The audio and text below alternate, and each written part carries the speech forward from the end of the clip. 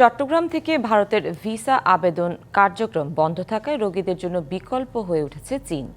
দেশটির দুটি স্বনামধন্য হাসপাতালের ৮ জন বিশেষজ্ঞ চিকিৎসক রোগীদের বিনামূল্যে চিকিৎসার পরামর্শ দিয়েছে। এছাড়া ৩ পার্বত্য জেলা কক্সবাজার থেকেও শতাধিক রোগী চট্টগ্রামে এসে বিশেষজ্ঞ চিকিৎসকদের পরামর্শ নিচ্ছেন। একসময় ভারতই ছিল বাংলাদেশি রোগীদের চিকিৎসার প্রধান গন্তব্য। গেল বছর চট্টগ্রামে ভারতীয় সহকারী হাইকমিশনে হামলার পর অনির্দিষ্টকালের জন্য ভিসা আবেদন কার্যক্রম বন্ধ ঘোষণা করা হয়। অসুস্থ হয়েও ভিসা জটিলতায় ভুগছেন অনেক রোগী।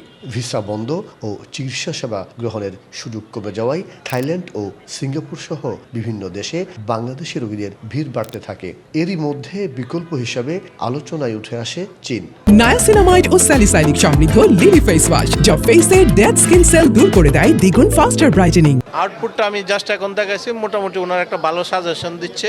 এটার উপরে বেস করে আমরা পরবর্তীতে ওনার ট্রিটমেন্ট যেভাবে নেয় এবং আমরা নেব আর কি। 2 বছর আগে অপারেশন হয়েছে, ওগুলা এখনো খোলা হয় নাই, একটু দেখানোর জন্য পরামর্শ নেবে দিবে কিনা। চীনের দুটি হাসপাতালের স্বাস্থ্যসেবা চট্টগ্রামে রোগীদের নিশ্চিত করতে বেশ কয়েকটি প্রতিষ্ঠানের সাথে সমঝোতা স্মারক সই হয়। চাইনিজ গভর্নমেন্টও চাই যে বাংলাদেশ থেকে যারা বিদেশে যেতে চাচ্ছে কিন্তু বিভিন্ন কারণে ভিসা পাচ্ছে না, তারা চায়নাতে যেতে পারবে এবং চায়না উন্নত ট্রিটমেন্ট নিতে পারবে। Patients to solve their medical problem, especially those ones who would like to seek better treatment effects and also who haven't been to China but want to try about Chinese medical service.